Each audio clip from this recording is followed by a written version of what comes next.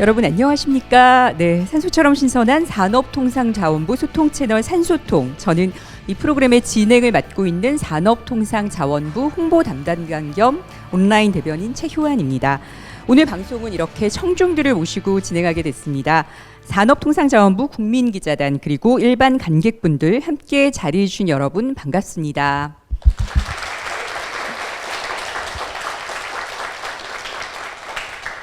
네, 방송이 진행되는 이곳은 서울 홍대 근처의 팟빵홀인데요. 이곳에선 오늘 팟캐스트는 물론 국민기자단 발대식과 토크 콘서트도 함께 열립니다. 저희 산업통상자원부 정책에 관심 가져주신 분들 그리고 산소통을 애청해 주시는 분들 아직 애청을 안 해주셨다면 많이 애청해 주시기 바라고요. 한자리에 모여서 오늘 방송 진행하려고 하니까 더욱 뜻깊은 자리가 될 것 같습니다. 무엇보다 앞으로 국민기자단으로 활동하실 분들의 활약 많이 기대하겠습니다. 오늘 팟캐스트 주제는 좀 특별합니다. 개별 정책을 다루는 것이 아닌 본질을 다루는 자리인데요. 산업통상자원부, 한 국가의 근간이 되는 중요한 세 분야를 책임지는 행정부가 과연 무엇을 하는 곳인지 깊숙이 들여다보는 시간입니다. 산업통상자원부 그곳이 알고 싶다는 앞으로 시리즈로 나갈 예정인데요. 오늘은 그 첫 순서로 통상을 정했습니다. 정말 중요하지만 정말 잘 모르는 분야가 통상 아닌가 싶습니다. 최근 뉴스들을 접하시면서 잘 아시겠지만요. 요즘 우리를 둘러싼 통상 환경이 상당히 어려운 상황입니다. 미국의 보호무역과 중국과의 무역 분쟁, 여기에 우리를 상대로 한 일본의 경제 보복까지 경제 전반에 위기감을 주는 중대한 이슈들이 계속 이어지고 있는데요. 이런 상황에서 산업통상자원부 통상교섭본부는 어떻게 움직이고 있고 통상직이 얼마나 중요한 역할을 하는지 또 이 분야에 어떻게 도전하고 싶은 분들은 또 어떻게 하면 되는지까지 알려드리겠습니다. 함께 말씀 나눠주실 두 분 자리했는데요. 산업통상자원부 통상교섭본부의 통상국내정책관 김형주 국장님. 네. 네, 반갑습니다. 예, 또 한 분은 얼마 전 산업통상자원부를 퇴사하셨지만 세계무역기구 WTO 후쿠시마 원전 수산물 분쟁을 승소시킨 주인공이십니다. 통상분쟁 대응과에 계셨던 고상민 전 사무관 자리해 주셨습니다. 안녕하세요. 예, 그러니까 저희 세 명은 전부 다 놀랍게도 원래 공무원이 아니었습니다. 네. 그래서 그 긴 말씀 나누기 전에 먼저 각자 간단한 소개부터 할게요. 국장님, 어떻게 산업통상자원부에 들어오시게 됐고 그 전에는 어떤 일을 하셨는지 좀 소개해 주시죠. 예, 방금 그 최 대변인께 소개하셨듯이 저는 작년 11월까지만 해도 민간 분야에 있었습니다. LG경제연구원에 한 23년 정도 근무를 했었고요. 이제 인사혁신처에서 그 외부 민간 전문가들을 대상으로 이렇게 공무원들을 뽑는 제도가 있습니다. 흔히 이제 정부 헤드헌팅이라고 하는데 그 경로를 통해서 산업통상자원부에 들어왔습니다. 이제 민간 쪽에서 그 쌓은 경력과 또 이 정부에서 역할을 잘 조화시켜 달라라는 것이 이제 인사혁신처와 산업통상자원부의 요구였고 저는 이제 그 역할을 하기 위해서 열심히 노력 중입니다. 네, 고성민 전 사무관님은 네, 안녕하세요. 저는 통상분쟁 대응과에서 한일 수산물 분쟁을 담당했었고요. 사실 처음부터 통상 분쟁을 했던 건 아니고 2014년 5월에 정부의 전문 임기제 제도를 통해서 이제 산업부에 처음 입사를 했고 처음 2년간은 FTA 상품과에서 우리나라 FTA의 어떤 상품 양어 협상 그 전략을 짜는 실무자였습니다. 그런 다음에 16년 10월부터 통상분쟁 대응과로 이렇게 발령을 받아서 이제 그때부터 수산물 분쟁을 담당했습니다. 좀 더 자세한 얘기는 이제 진행하면서 더 하기로 하겠습니다. 감사합니다.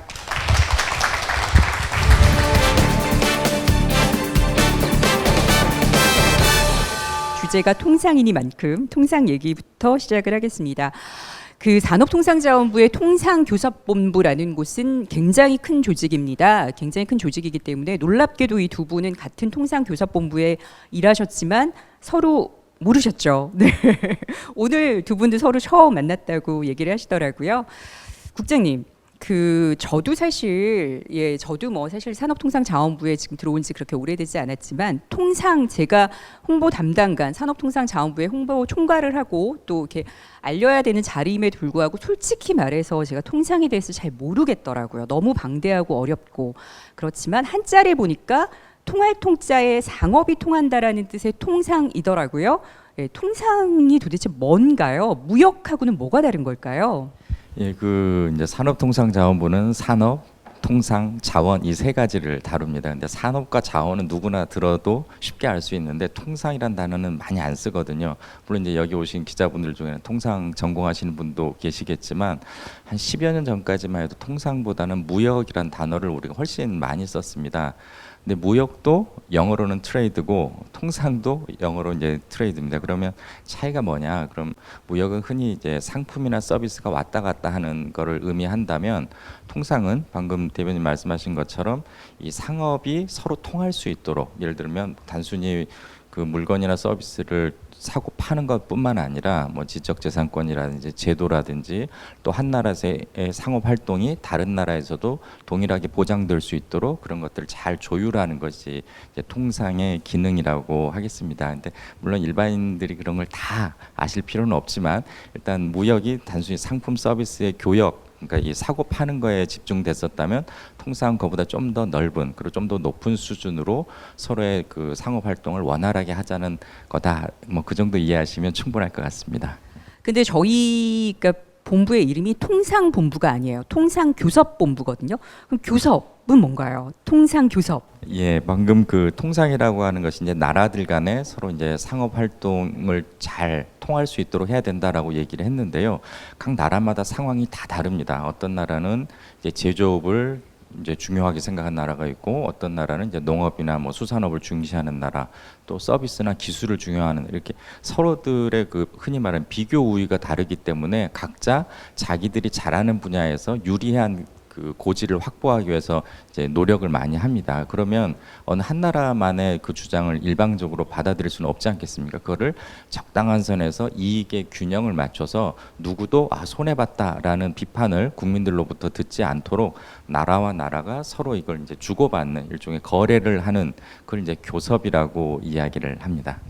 지금 국장님이 말씀하신 바로 그 상황이 지금 일어나고 있잖아요. 지금 일본과 저희 나라 사이에서. 그래서 지금 저희의 얘기가 굉장히 좀 시의적절하고 또 좀 와닿지 않으실까라는 생각이 듭니다. 국장님 그러면 통상교섭본부의 전체적인 개괄에 대해서 얘기하셨는데요. 좀 직제라든가 정확히 어떤 일들을 하는지 간략하게 조금 얘기해 주시면 좋을 것 같아요. 예, 우리가 이제 설계도를 보면 그 집의 어떤 기능이라든지 구조나 이런 걸 좀 쉽게 알 수 있지 않습니까? 그래서 산업통상자원부 특히 통상교섭본부를 이해하려면 어떤 구성이 돼 있는지 이걸 보면 조금 쉽게 이해가 될 텐데요. 그 통상교섭본부의 제일 이제 높은 분은 본부장입니다. 통상교섭본부장은 국내에서는 이제 차관급 대우고 대외적으로는 장관급 대우죠. 즉 우리나라의 모든 통상과 관련된 그리고 교섭과 관련된 걸 대표하는 이제 장관의 역할을 수행한다라고 보시면 되겠고 그 밑에 이제 여러 실들이 있습니다. 예를 들면 이제 통상 정책을 담당하는 쪽 또는 교섭을 담당하는 쪽 또 새로운 통상 질서의 어떤 변화에 대응하는 쪽 그리고 무역과 투자를 콕 집어서 담당하는 실 이렇게 이제 여러 그 실들이 있고 각 실 밑에 또 보통 3개, 4개 정도의 국들이 있습니다. 그리고 그 국 밑에는 또 개별적인 과가 있는 거죠. 예를 들면 그 통상 분쟁에 대응하기 위한 통상 분쟁 대응과가 있고 또 뭐 FTA 활용을 돕기 위한 뭐 활용 촉진과도 있고 이제 수출을 좀 늘리기 위한 또 수입을 관장하는 그런 이제 뭐 수출 관련된 과들도 있고 뭐 보통 그렇게 구성이 돼 있고요. 그래서 이제 보통 이름을 우리가 정확하게 딱 봤을 때 이게 무슨 과구나라고 알 수 있게 지어주면 그래서 조금 이해하시기가 쉬운데 아마 그 인터넷 산업통상자원부 홈페이지 들어서 조직도를 딱 보시면 어떤 과는 이름만 봐도 이게 무슨 일을 하는구나라고 알 수 있는 반면 또 그렇지 않은 그런 과들도 적지 않은 것이 사실입니다. 그래서 그게 좀 궁금하시면 제일 쉬운 방법은 뭐 대변인실에 전화를 해보시면 금방 알 수 있고요. 조금 더 진지하신 분들은 공무원들은 그 모든 조직이 다 법적 토대를 갖고 있습니다. 그래서 그 조직 교섭과 관련된 법을 보시면 이 과는 어떤 일을 하고 어떤 예산을 다룬다는 것들 굉장히 구체적으로 서술되어 있으니까 혹시 이제 나중에 그쪽 좀 관심 갖고 내가 한번 지원해 보겠다 하시는 분들은 그런 경로를 통해서 공부를 하시면 도움이 될 겁니다. 지금 국장님이 너무 중요한 팁을 주셨어요. 그러니까 여기에 지금 국민기자단 여러분도 계시고 또 일반 관객분들도 계시지만 정말 중요한 팁인데요. 그러니까 어떠한 것이 궁금하다 생각을 하셨을 때 무작정 뭔가 인터넷 뉴스 검색을 하시기 전에 어떤 조직이 있으면 그 조직의 홈피나 이런 데로 들어가서 조직도를 일단 먼저 보셔서 어떻게 조직이 운영되고 있는가를 보면 그 조직의 성격을 가장 잘 알 수 있고 역할이나 존재의 유무를 알 수 있거든요. 그래서 굉장히 중요한 얘기를 해주셨고요. 근데 통상교섭본부는 사실 조직도를 봐도 너무 어려운 예, 조직도 이름이 좀 어렵기 때문에 좀 어려우실 수 있는데 역시 마찬가지로 저 모든 공직자들은 사실 그 국민들이 전화가 오거나 문의 전화가 오면 친절하게 답변할 사실 의무가 있거든요. 그래서 예, 전화하셔도 됩니다. 그래서 궁금하신 거나 이런 거는 예, 하셔도 되고요. 지금 너무 쉽고 간단하게 잘 말씀해 주셔서 이제 조금은 통상교섭본부가 어떤 일을 하고 있다라는 게 약간 조직도가 머릿속에 그려질랑 말랑 하실 것 같고요. 지금 앞서서 말씀하셨을 때 통상분쟁 대응과를 잠깐 얘기하셨어요. 네. 그 한 번 더 제가 구성민 전 사무관에 대해서 설명을 드리면 미국 변호사 자격증을 가지고 계신 분이고요. 얼마 전에 WTO 후쿠시마 분쟁에서 저희가 놀랄 만한 진짜 쾌거를 이뤘습니다. 일본과의 정말 다들 이기지 못할 거라고 생각했었던 그런 상황에서 저희가 예, 승리를 했는데요. 그 실무를 몇 년 동안 담당을 하신 주역이기도 합니다. 그때의 히든 스토리, 너무 재밌는 스토리는 산업통상자원부 산소통 팟캐스트 1회를 보시면은 다 나옵니다. 그 통상분쟁 대응과 이름만 들어도 정말 어마어마한데 어떤 일을 하는 곳인가요? 통상 분쟁에 사실 지금은 어떤 통상 같은 경우에도 이제 기본 규율되는 법이 있어요. 그게 WTO 협정이거든요. 그러면 WTO가 뭐냐면 세계 무역 기구예요. 그래서 거기서 이제 95년에 설립이 돼가지고 거기서 이제 WTO 설립 협정도 있고 그 외에 이제 상품에 관한 지적재산권에 관한 그런 기본 통상 법들이 있습니다. 그럼 세계 무역기구는 그러면 그 법들이 제대로 이행되고 있느냐 그거를 이렇게 총괄하는 거고 그 사이에 이제 협력하는 부분도 있고 계속 이렇게 이슈가 계속 변하잖아요. 그 이슈에 대응해서 새로운 중요한 어떤 규율을 만들어야겠다. 그럼 협상이 계속 되는 것도 있고요. 근데 분쟁 같은 경우에는 그럼 기존에 현재 우리가 이제 합의한 그 협정대로 각 국가들이 한 164개국이 있는데요. 그 회원국들이 제대로 그 협정에 따라서 각 국가의 어떤 조치들을 이행하고 있느냐.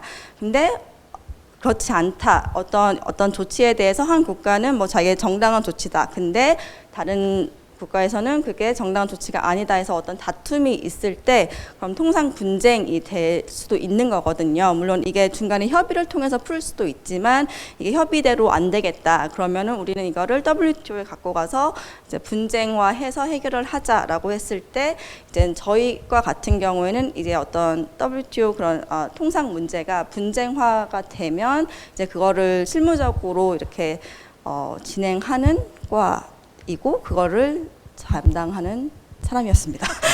지금 1번가에서도 지금 WTO 제소 얘기가 나오고 있는데 이제 제소가 되면 통상분쟁 대응과가 미친 듯이 바빠지는 거죠. 네, 맞습니다. 그 전까지는 네. 정말 다른 과. 예, 지금은 다른 과에서 동북아 통상을 중심으로 네, 예, 다른 과에서 지금 하고 있고요. 예, 지금은 바빠지기 직전의 과라고 할 수 있겠죠. 국장님, 저희가 이제 통상에 대해서는 조금 알겠어요. 그렇다면 우리나라는 전 세계에서 통상 강국이라고 말할 수 있나요? 통상에 대한 우리나라가 어느 정도의 존재감을 가지고 있는 나라일까요? 예, 아까 이제 통상이라고 하는 게 무역을 포함해서 나라들 간의 그 상업 활동을 통하게 한다라고 말씀드렸는데 결국 통상 강국이란 건 그걸 잘하는 나라겠죠. 그럼 일단 우리나라 무역 규모, 수출과 수입을 합한 그 무역 규모를 통해서 그걸 많이 하는 나라면 아무래도 이제 국가 간의 상업적 거래가 많으니까 통상 강국이다라고 볼 수 있을 거고, 또 한 가지는 비록 경제 규모가 작아서 무역은 1, 2위까지 안 되더라도 다른 나라와 그런 통상 협상을 굉장히 많이 했고 또 그걸 성공적으로 마무리했다. 그럼 그것도 역시 잘하는 나라라고 할 수 있겠습니다. 우리나라 경우는 이제 경제 규모는 사실 그렇게 우리 인구가 5천만 좀 넘기 때문에 때문에 전 세계적으로 볼 때 그렇게 큰 나라는 아니지만 무역 규모는 엄청나게 큽니다. 그래서 전 세계 한 6위 정도 하고 있고요.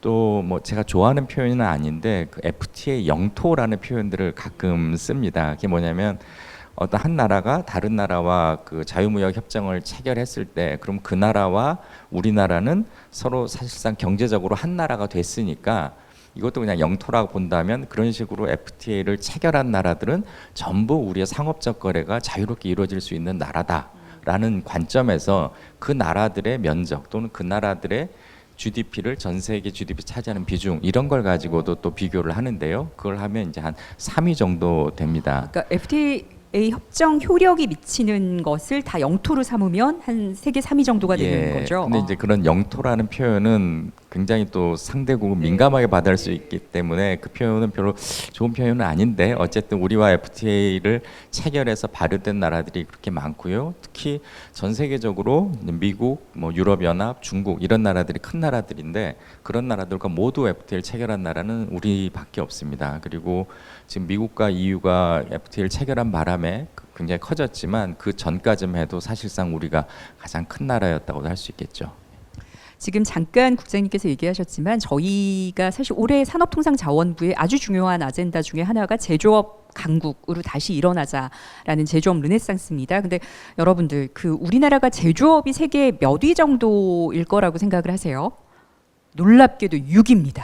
예. 이미 6등인 거예요. 그런데 이제 4대 강국으로 도약을 하기 위해서 올해부터 이제 굉장히 전방위적으로 열심히 노력하고 있는데요. 지금 말씀하셨듯이 제조업과 사실 통상 이런 FTA는 뗄래야 될 수 없는 거잖아요. 그렇죠? 그 국가와. 근데 요쯤에서 약간 그 궁금해하신 분들이 있으실 것 같아요. 왜냐하면 통상이라는 게 원래는 사실 또 외교부에 붙어서 외교통상부였다가 저희 부로 들어온 지가 또 얼마 되지 않았는데 통상 전문가인 김 국장님이 보시기에 이게 어떤 면에서 이 그 산업과 통상이 같이 뭔가 시너지를 내는 게 맞다고 보세요? 예, 그 뭐 전문가라기보다는 오래 했던 입장에서 이제 그 지나온 역사들을 돌이켜 보면 아까 그 말씀하신 그 우리 통상교섭본부 유명희 본부장님을 제가 처음 뵌 게 2006년이었습니다. 그때는 외교부의 외교부의 그러니까 통상을 외교부가 감당하고 있었는데요. 그 통상이라는 말이 이제 나라와 나라 간에 그걸 맞추는 거다라고 말씀드리지 않았습니까? 결국 국가와 국가 간의 일이기 때문에 이 외교적인 절차가 반드시 필요합니다. 그래서 이걸 외교부에서 하는 것도 사실 말이 되죠. 그리고 우리나라도 상당 기간은 외교부에서 그 업무를 담당했었고 다른 나라를 보면 이제 외교 쪽 라인에서 그 업무를 담당하기도 하고 또 지금 이 통상 기능이 산업부로 이관돼 왔음에도 불구하고 외교부 안에도 당연히 이제 경제외교국이라고 이걸 같이 또 도와주는 조직이 있습니다. 그러면 왜 우리나라는 이 기능을 산업통상자원부에서 산업과 합쳤을까? 그 이제 각 나라의 상황들이 조금씩 다르기 때문입니다.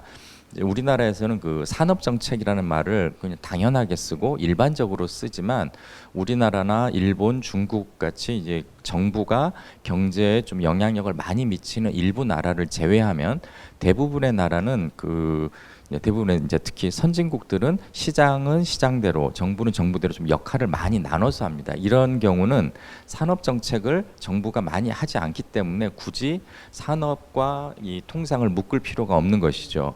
그런데 우리나라는 산업이 여전히 좀 어떤 정부의 자원 배분 기능도 중요하고 또 양극화를 좀 막는다든지 또는 어떤 피해를 좀 보완한다든지 이런 점에서 여전히 정부 역할이 중요하기 때문에 계속 그 논의를 거치다가 이번 정부 들어오면서 이 통상 기능은 산업부로 묶는 것이 낫겠다라고 해서 이제 산업통상자원부 그 아래 이제 통상교섭본부를 두게 된 것입니다. 다들 사실 요즘 이슈가 이슈이니만큼 일본과의 그런 문제들 다들 궁금하실 거예요. 그리고 또 어떤 분들은 뭐 일본이 너무나 당연히 지금 요구하고 있는 게 너무나 부당한 상황입니다. 하지만 또 일부에서는 그러면 너무 우리가 준비를 이건 어느 정도를 했었던 것이며 뭐 이런 생각을 할 수 있을 것 같아요.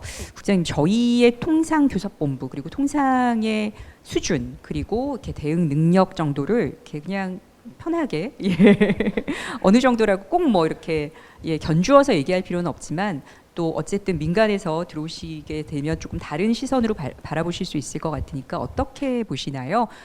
이제 제가 바깥에 이 민간 분야에 있을 때는 좀 뭐랄까 이 정부 역할에 대해서 좀 뭐 쓴소리도 많이 하고 이렇게 가야 된다. 지금 뭔가 좀 이상한 것 같다라는 얘기를 많이 했습니다. 그래서 이제 정부에 들어오면 그런 얘기를 좀 못하게 되지 않을까 했는데 다행히 그 장관님께서 제 처음 이제 부임하고 이제 인사드리러 갔을 때 그 다른 공무원들과 똑같이 할 거면 뭐하러 외부에서 개방직으로 뽑느냐, 하고 싶은 거 자유롭게 하고 아니다고 생각되면 뭐 좀 얘기를 해달라라고 하셨죠.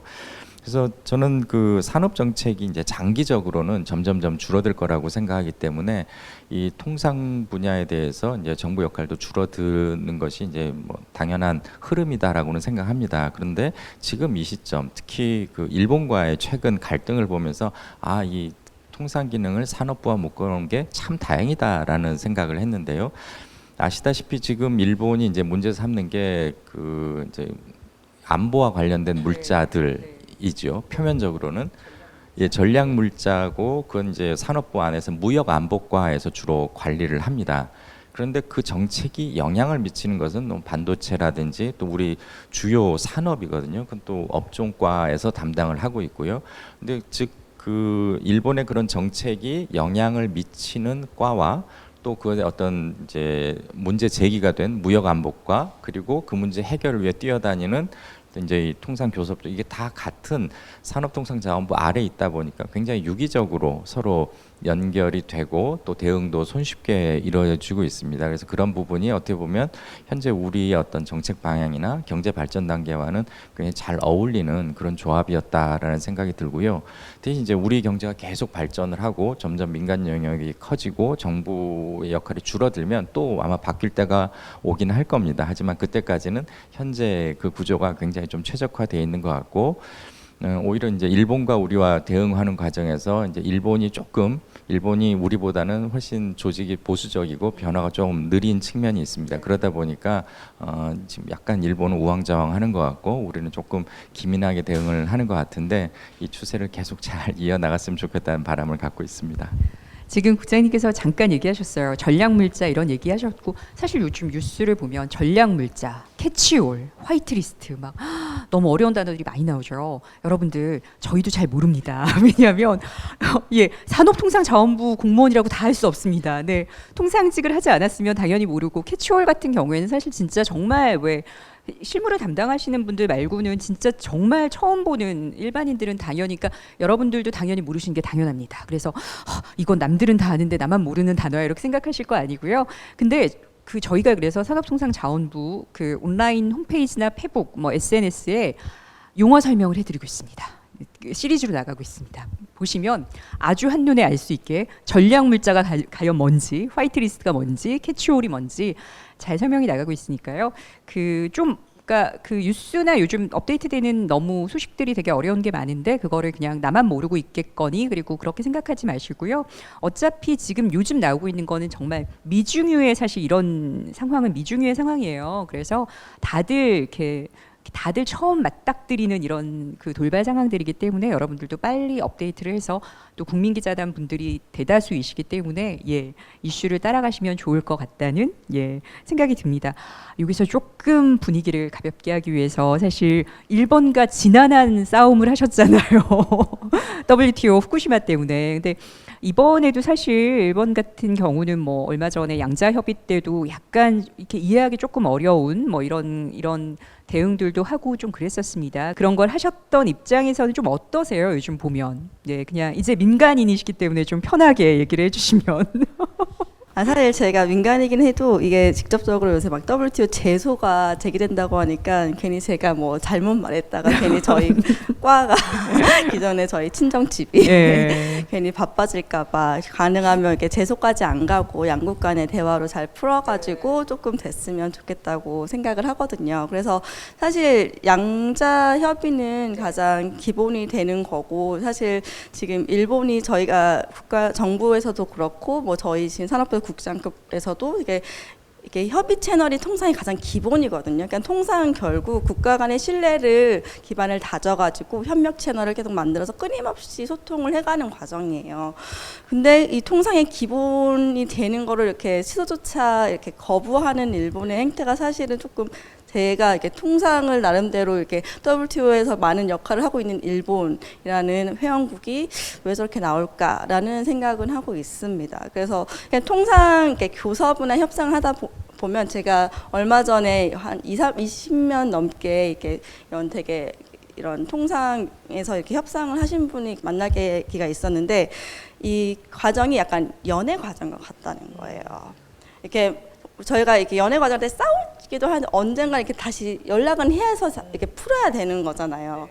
그래서 약간 이제 결국 이렇게 닫았지만 이걸 또 이렇게 약간 명분과 실리를 찾으면서 이제 일본도 어떻게 나올지 좀 궁금하기도 하고요. 근데 또 완전히 이제 연락을 안 끊고 약간 어장관리를 해야 되고. 네, 적당히 그 선을 해야 되는데 그 선이 저는 이미 일본이 너무 지나쳤다고 생각하는데 일단 다시 어떻게 이분이 왜냐면 이게 양자간의 관계를 결국 이렇게 다자 WTO에서도 이렇게 저희가 이제 다음 주에 이제 이게 일반 이사회라는 어떤 그 회의체에서 논의되기도 할 거거든요. 그러니까 그런 데서 일본이 어떤 얘기를 할까 궁금도 합니다. 하지만 이제 또 연애와는 다르게 이제 연애는 끝을 가끔 맺기도 하지만 통상은 그렇지가 않거든요.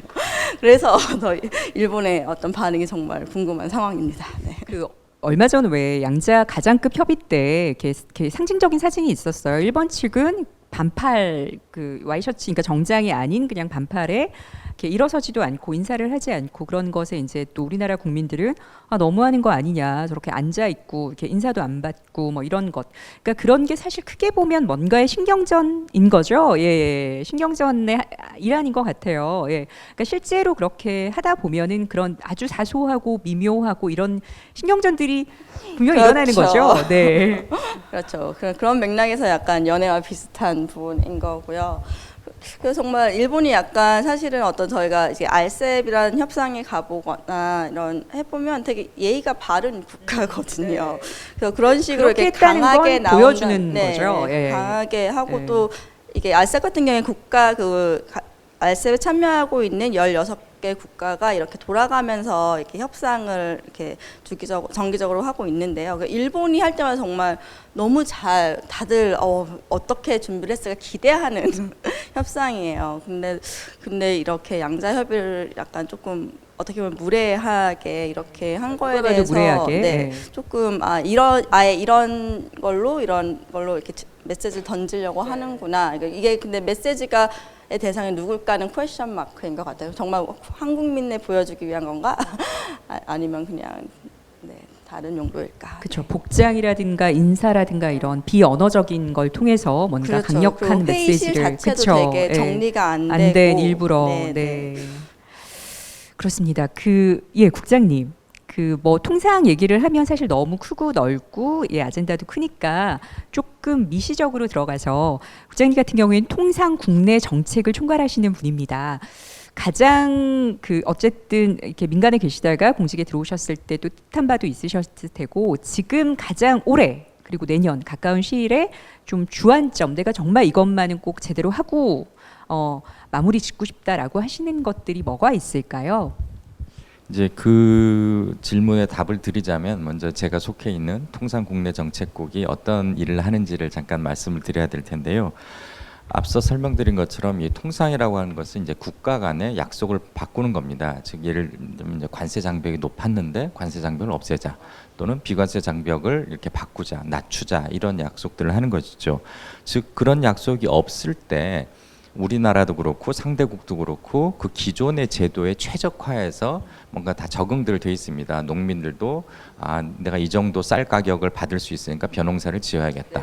또는 내가 소를 키웠을 때 얼마 정도는 받을 수 있겠지, 이런 기대를 하는데 이 통상이라고 하는 국가 간의 약속을 통해서 앞으로 쌀 관세를 좀 낮추자, 또는 쇠고기 수입에 대한 관세를 낮추자라고 하면 해당 업종에 계신 분들은 굉장히 또 큰 피해를 입게 되겠죠. 저항이 있을 수밖에 없죠. 예, 또 반대로 지금까지는 우리가 뭐 유럽에 대해서, 미국에 대해서 자동차를 수출할 때 몇 퍼센트의 관세를 내야 됐는데 이 FTA 덕분에 없어졌다. 그러면 또 해당 업종에서는 굉장히 큰 기대를 하게 되고요. 우리나라 안에서의 그런 어떤 경제 주체들에게 도움을 주거나 혹은 피해를 덜어주는 것이 바로 제가 속해 있는 통상 국내 정책국의 역할입니다. 즉 통상이라고 하는 것은 국가와 국가 간의 일이기 때문에 바깥 나라들과 역할을 해야 되는, 예를 들면 뭐 교섭실이라든지 또는 뭐 이행과 관련된 부처가 있고, 또 지금 고 변호사님처럼 이 분쟁과 관련된 일이 이제 바깥쪽 주로 대외적인 거라면, 국내에서 우리 국민들이 이 FTA를 이왕에 된 거 잘 활용할 수 있도록, 또는 FTA 체결로 인해서 발생한 피해를 최소화하도록 하는 것이, 그런 이제 국내 정책을 마련하고 집행하는 것이 이제 제가 속해 있는 국의 역할입니다. 근데 우리나라가 그 미국이나 유럽 또는 중국과 FTA를 하면서 사실 농수산업 관련한 시장을 많이 낮췄습니다. 그러다 보니까 결과적으로 우리나라 소비자들에게는 굉장히 큰 혜택이 돌아갔죠.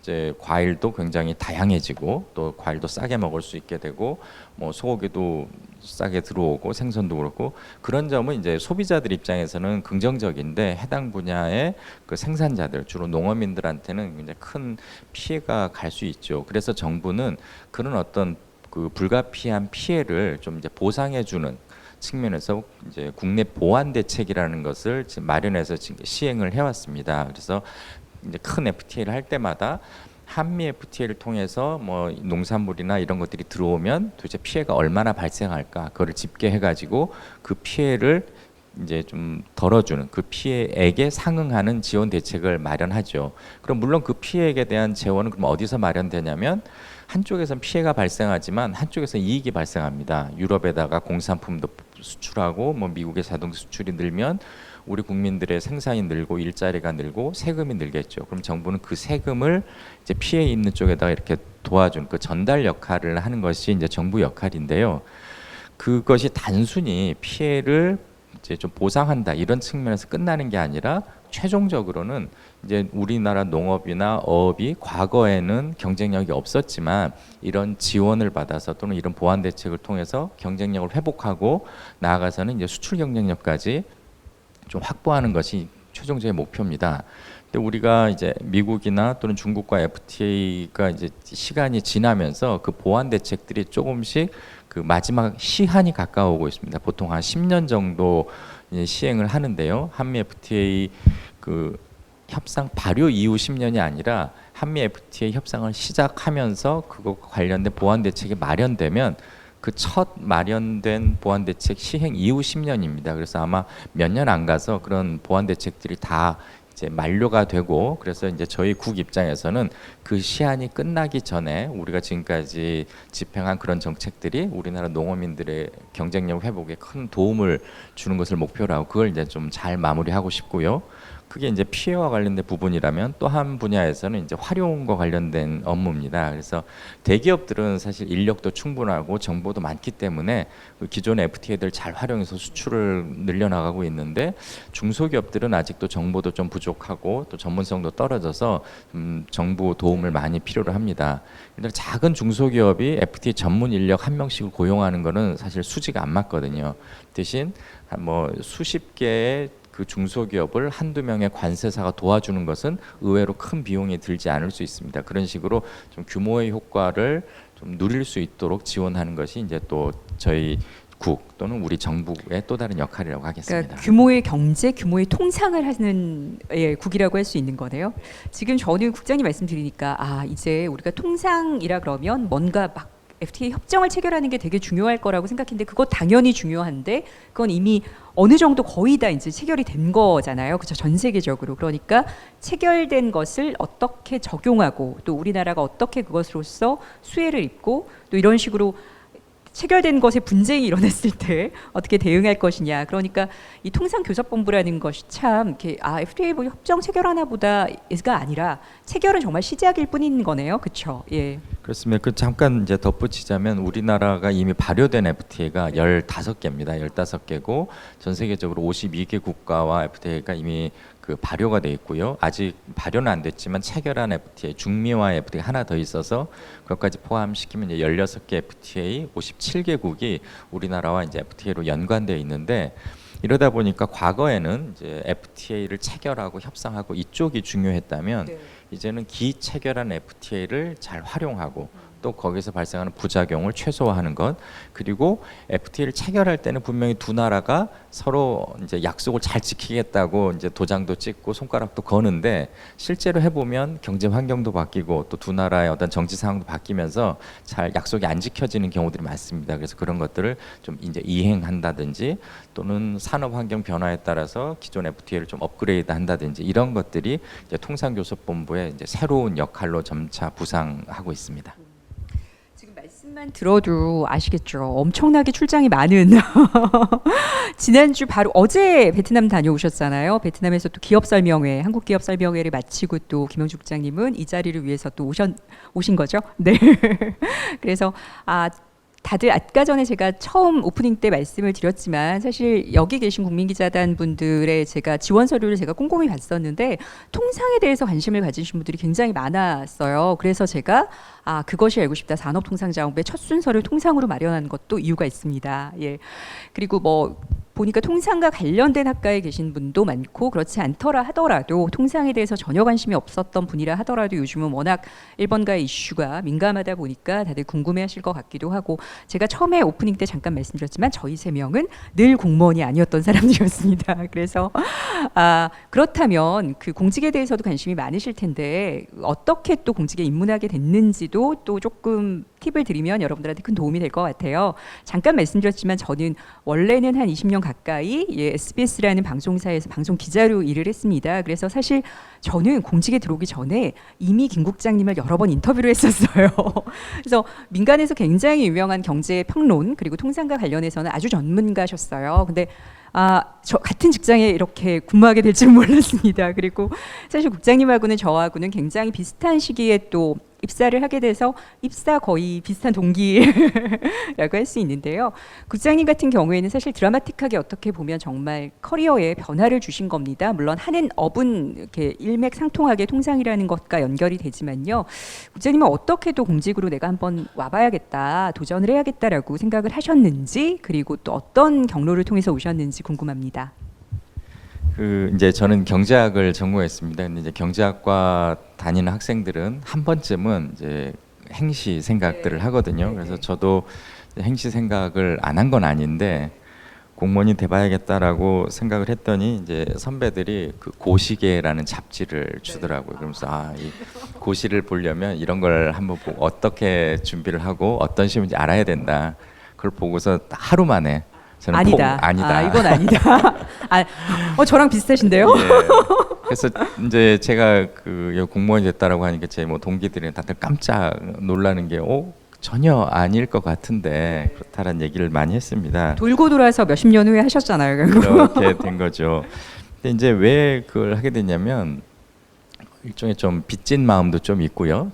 이제 저를 비롯해서 상당수의 경제학자들은 그 무역 자유화 또는 FTA에 대해서 대부분 지지를 합니다. 물론 이제 반대하시는 분들도 없지는 않지만 왜냐하면 그런 어떤 서로 간의 무역 장벽을 없애고 그 무역을 확대하는 것이 이제 거시 경제 전체로 효율적이라는 믿음들을 다 갖고 있고 또 이제 그걸 계속 수업 시간에도 배우고 수학을 통해서 증명하고 하는 게 이제 저희 일이니까 그랬었는데. 경제적으로는 그렇지만 우리 사회가 다 경제적으로만 돌아가는 건 아니죠. 정치적인 갈등도 있고 사회적인 조율도 필요하고 그러다 보니까 항상 좀 마음에 빚진 그런 그 마음들이 있었습니다. 그래서 이제 항상 그 FTA를 할까 말까라고 막 해야 된다라고 주장을 했으니까 이제는 실제로 당신이 주장한 그 FTA가 우리 경제에 도움이 된다. 그리고 피해를 줄일 수 있다라는 거를 좀 한번 입증해 보라라는 게 이제 인사혁신처 그 헤드헌팅 담당자의 주문이었고 저도 이제 거기 그 이야기에 상당 부분 동의를 해서 좀 설득된 거죠. 그리고 들어와서 저는 굉장히 잘했다라고 지금 생각을 하고 있습니다. 아무래도 그 서는 위치가 바뀌면 풍경이 바뀐다라고 하지 않습니까? 그래서 이제 나중에 다시 또 뭐 민간으로 돌아가겠지만 그때 또 연구를 할 때는 또 다른 각도에서 볼 수 있을 것 같고 이제 제 과제 또는 제 의무는 이제 남은 임기 동안 얼만큼 그 주문받은 그 요구를 잘 이행하고 우리 국민들 그리고 특히나 이제 농어촌 그리고 중소기업에 계신 분들에게 도움을 드릴 수 있을까 그거 계속 고민 중입니다. 그렇다면 고성민 전 사무관님은 어떤 케이스인가요? 예, 사무관급으로 또 이제 공직에 들어오신 겁니다. 네. 사실 저는 이런 뭐 전문 임기제를 하기 전에는 사실 통상직에 제가 이렇게 처음부터 관심을 갖고 있진 않았어요. 사실 제가 대학교 때는 물론 국제법에 관심이 있었지만 통상 분야보다는 좀 더 이제 공법, 뭐 그런 국제 공법 쪽에 관심이 있었고요. 사실 이게 산업부에 오기 전에 제가 미국에서 있을 때도 사실 저는 이렇게 미국에서 유학생이긴 한데 그렇게 이민법이나 이런 쪽에 관심이 없었다가 그냥 저희 유학 동기들이랑 얘기를 하다 보면 그들은 약간 미국에서 살고 싶어 하는 게 강해서 이민법에 큰 관심을 갖고 있더라고요. 그러다가 나도 유학생인 거잖아. 나도 어떻게 보면 거기서는 이민자의 어떤 위치인 거예요. 그래서 그러면서 이민법에 약간 관심을 갖게 되고 거기서 약간 이민법 관련 기관에 잠깐 일을 하다가 또 거기서 약간 관련 법률사무소가 연결이 돼서 거기서 약간 이민법, 난민법을 좀 하다가 왔고, 그러면서 우리나라 같은 경우에도 이제 사실 국제결혼도 많이 다양해지고 외국인 노동자들도 많이 들어오고, 그게 단순히 단순 노동뿐만 아니라 사실 고위 저희 이제 그런 외국 기업들도 오면서 그런 분들이 오면서 약간 그런 쪽도 관심이 생기면서 이제 한국에도 와서도 약간 그런 쪽에 좀 기여를 하고 싶다는 생각으로 있었어요. 근데 막상 이렇게 들어와 보니 그런 기회는 사실 많지가 않아가지고 제가 이제 잡 서칭을 할 때는 사실 잘 되지 않았어요. 그러니까 그런 와중에 제가 일단 개인적으로 이게 그 당시에 어떤 한 법무법인에서 이렇게 WTO에서 한 20년간 이렇게 참사관으로 계셨던 김의기 참사관님을 우연히 만나게 됐었어요. 그분 통해서 하다가 사실 통상 분야에 대해서 사실 또 약간 좀 얘기가 이게 또 약간 또 앞으로 가다 보면 제 주변에 사실 이렇게 주변에 이렇게 통상 분야에 이렇게 많이 이렇게 종사하시는 분이 제 주변에 많았거든요. 그냥 자연스레 통상 분야에는 참 많은 사람들이 이미 다 있구나. 굳이 나까지. 그래서 저는 항상 그래서 굳이 나는 굳이 이걸 하지 않고 뭐 나만의 길을 개척하겠어 이런 식의 있었는데 막상 김욱이 이제 참사관님을 만나 또 보니까 그렇게 전문가가 많이 없다. 그래서 너도 만약에 좀 이렇게 해보면 관심이 있으면 더 같이 해보자 해서 저한테 약간 인턴 자리를 한번 자기네 회사에서 하고 있으니까 지원해봐라 라고 하셔가지고 지원을 해서 이제 그분 가까이에서 이제 통상 이제 원산지 뭐 이런 규정 같은 걸 처음 배워보기도 했었거든요. 제가 여기서 하고 싶은 말은 이렇게 통상에 관심 있다고 뭐 처음부터 정말 어떤 이런 뭐 통상 법을 다 알아야 되고 그런 건 아니고 이렇게 의지만 있으시면 다 할 수 있다. 일단은 그 말을 이렇게 드리고 싶습니다. 그래서 제가 그래서 거기서 인턴하는 기간 동안 전문 임기제 공고가 났고 그때 이렇게 지원을 해서 제가 2014년 5월에 입부를 처음 하게 됐습니다. 그러니까 사실 여러분들이 이렇게 두 분의 얘기를 들으면 뭐 저 사람들은 다 공부를 잘했고 뭐 뭔가 잘 풀렸고 이렇게 생각하실 수 있어요. 물론 그렇지만 그러니까 저는 그런 생각이 들어요. 이렇게 두 분의 말씀을 좀 듣다 보니까 저도 사실 어렸을 때 뭐 고등학교 때부터 기자가 되고 싶었고 또 꿈을 이뤘고 열심히 했었는데, 그러니까 왜 여러분들 특히 20대에는 그런 생각 사실 많이 하거든요. 어떤 꿈을 꿨는데 그게 좌절되면 정말 끝이고 막 아니고 막 뭐 다른 길은 없을 것 같고 그런 생각을 사실 저도 했던 것 같아요. 근데 그게 살아보니까 아니더라고요. 그러니까 뭔가를 자기 일을 꾸준히 열심히 뭔가 정말 하다 보면 국장님처럼 행시를 하루 만에 포기하셨지만 지금은 공무원이 돼 계시고 구시촌에서 3개월 만에 적고 나왔지만 또 공무원을 하고 그러니까 역시 사람의 인생은 참 알 수가 없구나라는 생각이 드는 한편 결국은 내 자리에서 지금 현재 지금 이 시간에 정말 열심히 해야지 뭔가 그 다음이 좀 보이는 게 아닌가. 그리고 그런 생각이 잠시 그런 좀 생각이 들었습니다. 그래서 지금 공교롭게도 참 재밌게도 국장급으로 또 사무관급으로 일하셨고 저는 지금 가장급으로 일하고 있는데요.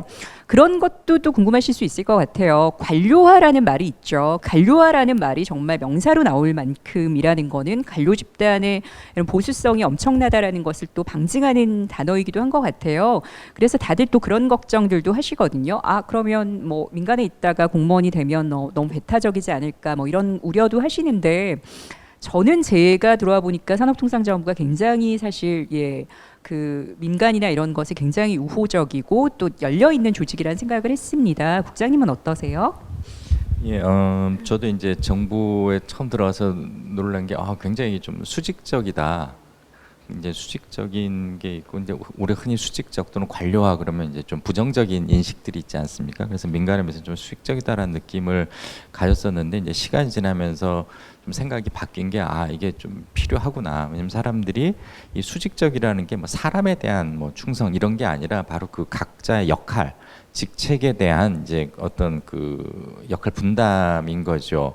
그 공무원들이 이제 크게 두 가지 역량을 중요하게 생각합니다. 하나는 조정 능력이고, 또 하나는 원칙을 지키는 능력이거든요. 흔히 이제 선공후사라는 표현을 쓰는데, 즉 이제 공공성을 지키기 위해서 어떤 개인적인 것들은 좀 포기하고 뭐 이런 것들을 강조를 합니다. 그게 이 행정에 있어서 굉장히 중요해요. 그 통상도 그렇고 뭐 다른 정책들도 그렇고, 왜냐하면 모든 국민들이 기존에 있는 법을 근거로 해서 자신들의 의사결정도 하고 그동안 모든 행동을 해왔는데, 법이 그냥 하루아침에 막 이리 바뀌고 저리 바뀌고 하면 굉장히 혼란스럽지 않겠습니까? 그래서 그런 원칙이나 제도가 꾸준히 흘러가도록 하는 어떤 그런 속성, 그건 이제 근데 바깥에서 보면 이제 관료화로 보일 수도 있죠. 하지만 저는 그것도 굉장히 중요하다고 생각을 하고, 대신 이제 그건 못지않게 중요한 게 서로 간의 소통이나 이 조정인데요. 왜냐하면 이 정책이라고 하는 것이 모두를 만족시킬 수는 없습니다. 아까 그 통상에서 FTA를 하게 되면 이익을 보는 쪽과 피해를 입게 되는 쪽이 있으니까,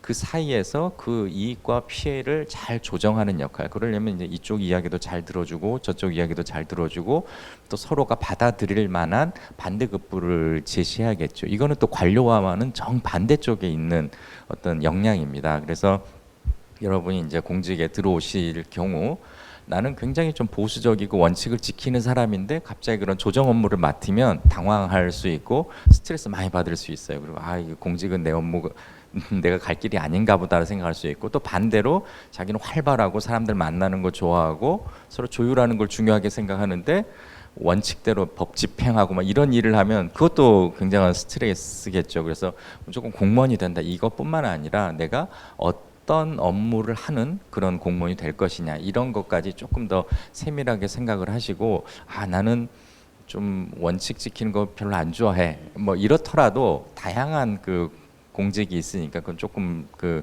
확대해서 생각하셔도 될 것 같습니다. 그 사실 공직이 어떤 메커니즘으로 돌아가는지, 어떠하게 운영되고 있는지는 사실 여러분들과 무관하지가 않은 것 같아요. 왜냐하면 여러분들의 세금으로 다 운영되고 있는 곳이기 때문에 여러분들이 좀 많이 아셔야지, 그리고 참견을 하셔야지 또 공직사회가 더 발전하고 원활하게 돌아갈 수 있는 것 같습니다.